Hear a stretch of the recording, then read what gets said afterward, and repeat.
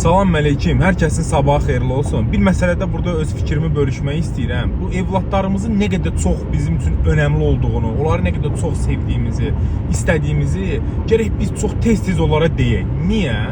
Mən şirkətdən işdən ayrıldım, gəldim taksidə işlədim ki, yəni çox sakit həyat yaşamaq istəyirəm də, başım sakit olmağını istəyirəm.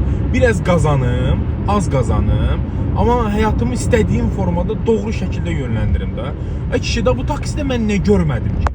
Bugün gecə getmişəm xəstəxanadan bir ailə götürmüşəm, valideyn və evlatları, hə?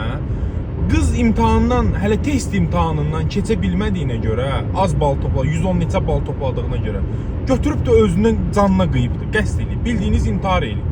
Şükür Allaha ki, vaxtında gətirib valideynləri tez ayılıbdır, çatıbdılar xəstəxanaya, nə bilim qanınımı yuyubdular, nə bilim nə isə dəyişdiribdilərmi, həkimlərin müdaxiləsindən insan həyatı ortada, yəni itkiyə getməyib, tələf olmayıb, qurtarıbdılar. Ay bala, niyə eləyirsən deyirsən, deyir ki, mən hamı girdi imtahana, mən kəsildim, mən bilim həyəcanlandım, yaza bilmədim, evdəkilər mənim üçün əziyyət çəkir. Başa düşürük, yəni evdəkilər əziyyət çəkir, analar, atalar, evlatların oxuması üçün dəridən qabıqdan çıxırlar. Amma bu o demək deyil ki, biz onlara o qədər yükləməliyik ki, sən oxumasan, keçə bilməsən, da fisyo da mən bilmirəm da üzümə baxma da, yəni bunu eləməməliyik. Biz evlatlarımıza başa salmalıyıq ki, onların uğurlu və uğursuz hər halında yanındayıq. Onları hər şəkildə sevirik. Uğurlarına görə onları təbrik eləyirik. Uğursuzluqlarına görə də yanlarındayıq, dəstəkləyirik və istəyirik ki, o uğursuzluqları ortadan qalxsın, daha uğurlu hala düşsünlər. Heç olar mı 18 yaşına hələ çatmamış bir qız test imtahanından hələ 110 neçə bal yığdığına görə götürsün, dərman içsin, özünü öldürmək istəsin? Olar, olmaz axı.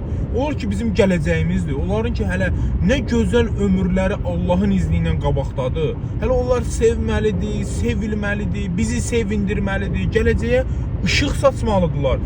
Bunları bu qədər boş qoymaq lazım deyil. Başa düşürəm, valideynlər işləyir, əziyyət çəkir. Mən də valideynəm. Hər birimizin əziyyəti var. Amma mən bir şey deyim, yəni qəti şəkildə evladın tərbiyəsindən, onun mənəvi ruhunu bu qədər boş buraxmaq olmaz. Onlar dəyərlidir, bunu onlara hər daim xatırlatmaq lazımdır. Onları sevmək lazımdır. Səhvlərində də yanlarında olmaq lazımdır. İcazə olmaz o evlatlarımızı bu şəkildə böyüdək ki, bax səhv elədinmi, keçə bilmədin, kəsildin. Sən ki, mənim əziyyətimi yerə vurdun, yəni bu qapının açma yenə sən. Belə olmaz, əziz valideynlər. Hər kəsi evladını daha çox sevməyə və bunu daha çox dilə gətirməyə çağırıram.